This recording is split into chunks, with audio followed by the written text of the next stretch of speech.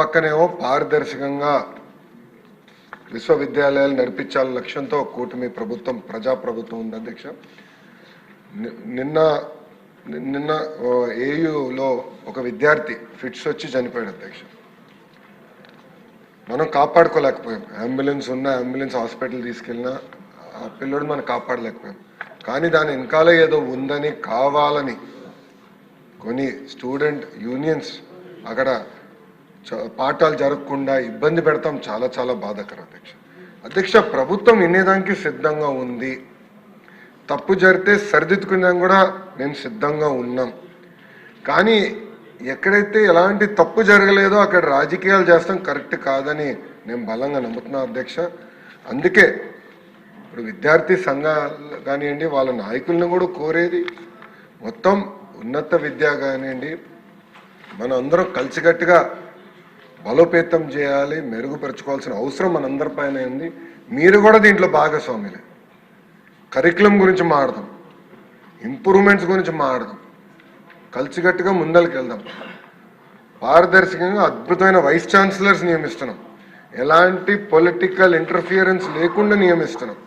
ఎందుకు చేస్తున్నాం అంటే Andhra University among the top 100 యూనివర్సిటీగా తీర్చిదిద్దాలనే టార్గెట్ గౌరవ ముఖ్యమంత్రి నారా చంద్రబాబు నాయుడు గారు నాకు ఇచ్చారు అధ్యక్ష. ఇక్కడ ఏమవుతుందంటే కొంతమంది వాళ్ళ స్వార్థం కోసం కావాలని విశ్వవిద్యాలయాల్లో ఇలాంటి కార్యక్రమాలు చేస్తాం. చాలా చాలా బాధాకరం. ఈ హౌస్ నుంచి కూడా వాళ్ళని కోరుతున్నాను, రండి కూర్చోండి, మన సమస్యలు మనమే పరిష్కరించుకోవాలి తప్ప పెద్ద పోరాటాలు చేయాల్సిన అవసరం లేదు. గత ప్రభుత్వంలో కాదు, ఎక్కడ మేము ఆంక్షలు పెట్టట్లేదు, పోలీసులను పెట్టట్లేదు. అలా అని కావాలని మన వైస్ ఛాన్సలర్ గారిని ఇబ్బంది పెడతాం కానివ్వండి, వాళ్ళ విధులకి ఇబ్బంది కలిగిస్తాం కరెక్ట్ కాదని వాళ్ళందరికీ నేను తెలియజేస్తూ, రాజు గారు చెప్పినట్లు తప్పనిసరిగా ఒక యాక్షన్ ప్లాన్ తయారు చేస్తాం దానిపైన కూడా. ఎందుకంటే పెద్ద వ్యవస్థ ఉన్నప్పుడు పొరపాట్లు జరుగుతాయి. 10 నిర్ణయాల్లో 3 పొరపాట్లు జరుగుతాయి. సరిదిద్దుకునేదానికి వైస్ ఛాన్సలర్ గారి దగ్గర నుంచి గౌరవ మంత్రివారి వరకు నేను అందరం క్లారిటీతో ఉన్నప్పుడు వాళ్ళు వచ్చి మాట్లాడాలి, సమస్య పరిష్కరించి ముందరకెళ్ళాలి.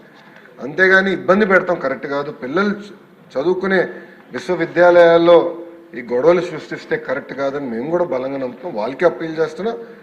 లేదు వాళ్ళు మారకపోతే మటుకు కఠినమైన యాక్షన్ మేమైతే తీసుకుంటాం అధ్యక్ష. వాళ్ళు కూర్చోవాలి, చర్చించాలి, మాట్లాడుకోవాలి. అంతేగాని ఆటంకాలకి ఇబ్బందులు కలిగిస్తాం మటుకు కరెక్ట్ కాదని వాళ్ళు కూడా నేను తెలియజేసుకుంటూ, తప్పనిసరిగా ఎంక్వైరీ కమిటీ మేము ఫామ్ చేస్తాం. రిపోర్ట్ 100 రోజుల్లో వచ్చే విధంగా మేము కృషి చేసి రిపోర్ట్ వచ్చిన తర్వాత యాక్షన్ తీసుకుంటామని గౌరవ సభ్యులకు నేను తెలియజేస్తాను.